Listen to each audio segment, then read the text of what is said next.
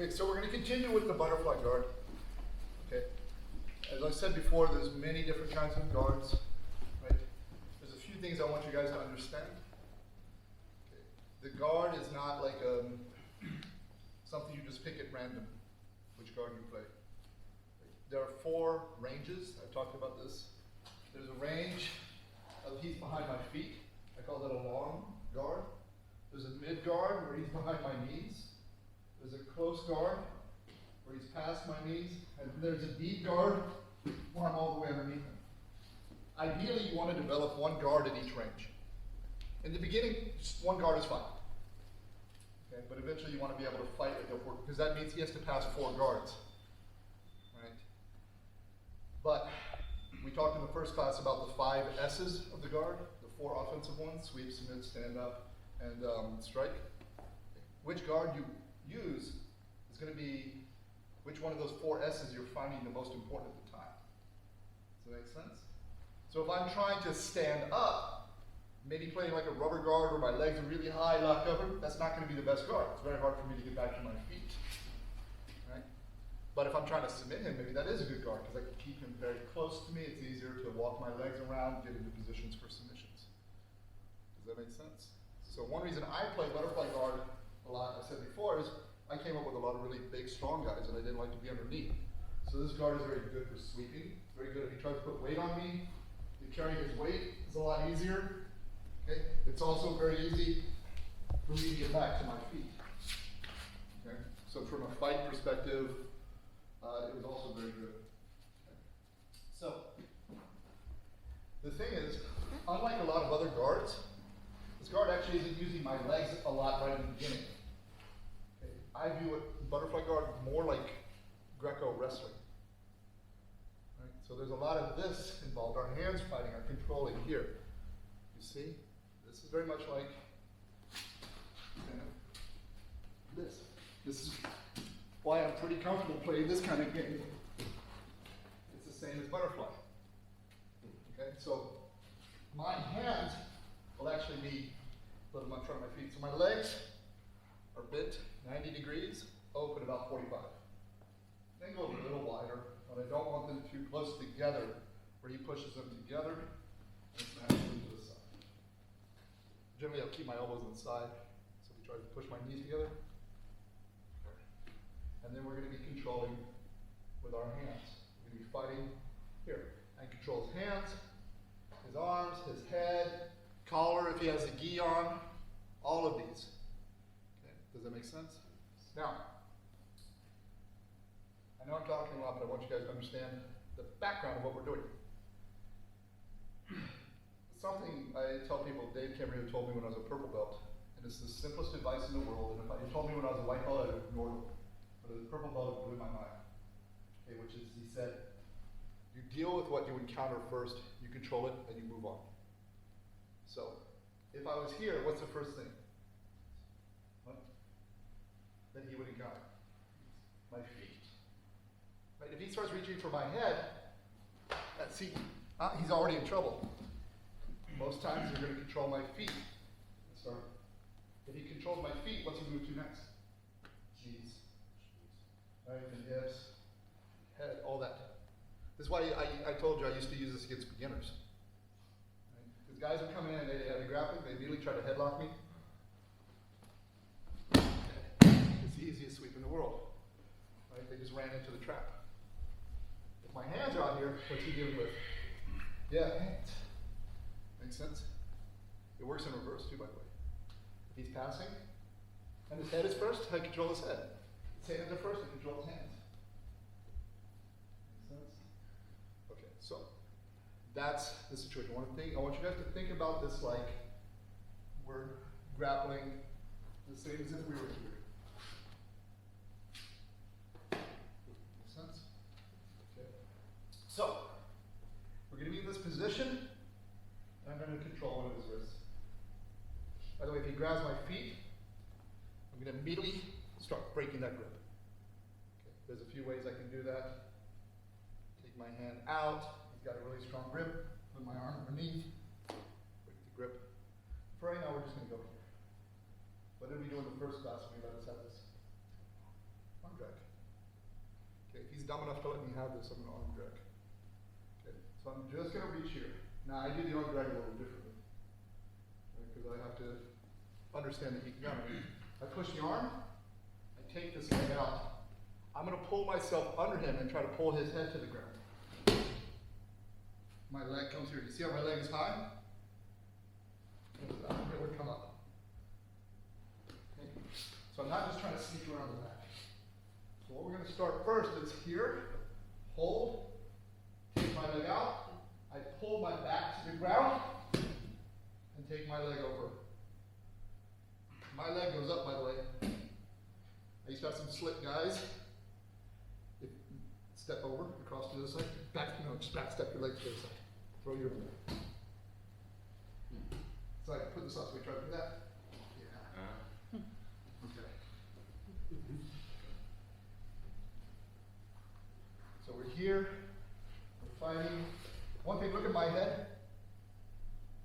Just like these guys all know this now. Right? Where's our heads always? The moment I do this, what happens? I'm getting snapped out, I'm getting guillotined. Right? You always keep this area very small. So I just play here. My head is down, he's over here. Here. Here, he tries to snap my head down. Control, arm across. Just stop right there. Do you understand? By the way, if he drives into me, we can speak good, man.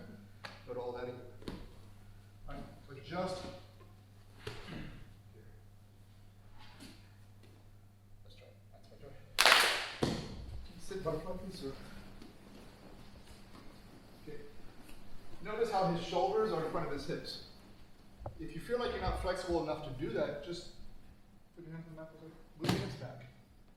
You can stretch your legs out more here. But you do not want to bring your hips in, where it's easy for me to push him back. So he moves his hips back, his head is up, but his shoulders are forward. So now, even if I try to push him down, I can't. Because when I flag him on his back, he still has butterfly guard, but he can't move as much. Right? So this is kind of the position he wants to be in. Okay? I'm not too uncomfortable off my back, but it does limit. He can't stand up anymore, you understand? Okay, so all my knee picks and ankle picks come out, lose. So you want to make sure you're here. Yeah? Now make sure for this version, when I come here, I'm not trying to get on my side. Okay? You see how I have to keep my foot on the mat to get on my side? Okay? That means again he's going to back step over to the other side. Okay? So I'm really just trying to slide myself underneath him. From here. My leg comes up once to block him, but more it's because he's going to be trying to get back up. Now notice I pulled him all the way down. He's got a longer way to go. If I just do this, he's going to catch himself on his hand, you see? Now that's a lot more distance I got to go to get there. So I'm trying to put his face into the ground. Okay? If he doesn't catch himself, that's on him. Now my leg is what helps me get up. Okay, so my core stays tight, I kick, and I reach. Now, here's where we get mean.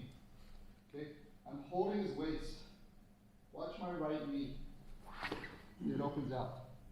Okay? So if he sprawls, he sprawls. Most times it's not going to happen that way. I pull, I kick, and I open my knee. My other leg, my other hand is reaching in. Sit up. Look from this side. Palm up or fist. I'm going this way. I'm not grabbing like this for a couple reasons. Okay. I take Victor's back. Listen, I'll go without the hook so you can see. I reach around the waist. He's going to hold my arm. He's going to roll me over. Or he's going to go for a kimura, or he's just going to sit the guard. You see? By locking this leg, he tries to sit the guard. A lot harder, he tries to roll me. A lot harder. I have this leg and I'm opening. Now he tries to do either. It's here. This also gives me the space to get my leg in. Okay. So, we're just going to the first position. Here, come in, hug, pull, leg is over, kick, reach, open my knee. Okay. I'm trying to keep my knee as wide as possible. He's doing the splits right now. Here. So I'm not doing this. I do this, he cuts his leg in, sits the guard, maybe in front of I lose the back. Okay. When you do this, the other person should make a very high-pitched sound, like an eagle crying off in the distance. Okay? Except it's not an eagle, it's pain right here. Okay, so that's the position you want to put them in. Okay, the kick, this. You don't have to use your abs, tricep. As you get older or you train a lot, you use this a lot in the morning. Okay, to get out of bed or whatever. So, Jiu-Jitsu is what? Lazy. Lazy, right? Just this instead of. Except Sven and Manuel, you guys can just. Right? I'm not saying the rest of you aren't in shape, but there he is. Look at that face, he's so hurt right now. He's so angry. I'm going in his diary tonight. Alright, let's try it. That's fine, go ahead.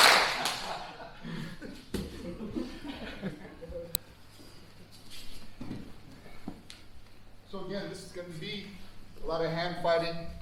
One of the questions was, can you drag with this grip? Sure. It's got its pros and cons. But we're going to come here, drag. I pull myself under, lock the leg over. So I come up. I let go, because otherwise it can't come up. I'm going to pivot my body, opening my knee, and throw my other hand over. My hand is on the ground. Don't have it here where you can grab it. Keep it away. Now I'm going to transfer my chest over here, shoot my hook. Go double unders or over under. Notice I'm sitting back. I don't want my head over here. Keep my body back. And then we can work whatever position we want. Okay? So, down. We butterfly. Okay. So we're here. He catches. Arm. Hooks the leg. Comes up. Let's go. Opens. Here. Gets payback. Over here. Notice he's sitting back, right? Because what he has to worry about is me lifting and putting him forward and starting to clear the legs off. If I sit back, that just helps him. So don't ever be afraid to really sit back on the hips. Okay, so now we're just throwing the second leg in. That's the reason I also keep my hand there. Because if he has the hook, just put one in. And he's like up high here, and he tries to get the second hook in, I'm going to be blocking him off the whole time. He puts the hand in here, opens it up, it's much harder for me to block him off. You see? So now, we have the first hook in, we're going to get the second hook in. Make sure to get your chest on his back before you throw the second hook in. Otherwise you slide off. All right, let's try it. That's right, Joey.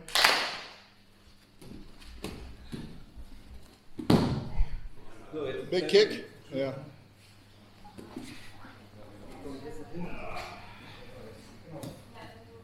Sven, very nice. Remember guys, the idea is that when you get a blue belt, you become more mature, not less mature. I think it's a lie. It is a lie. The skill goes up, the grades go down. So we're just going to go over one last little kind of fun move. Okay, that's fine. There's a cool picture of me doing this to hoist. So I shoot, I pull, my foot comes tight to his knee.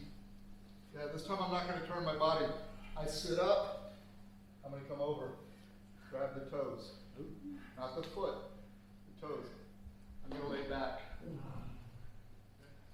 By the way, sometimes he rolls over this shoulder. That stops there. I go here. Okay. It's very important that when I shoot my leg, watch. I don't want my leg deep. I want just the ankle, as close to me as possible. So I'm not turning this way all the time. I'm just sitting up, catching the toes. And then here. You can figure 4. I like to, he needs it, take my foot here and kick it. Okay? This works self-defense, sport jiu-jitsu, MMA, but most importantly, pro wrestling. Okay, so you guys are prepared for everything. Okay. But this is this calf cutter. All right? And we only do this with what?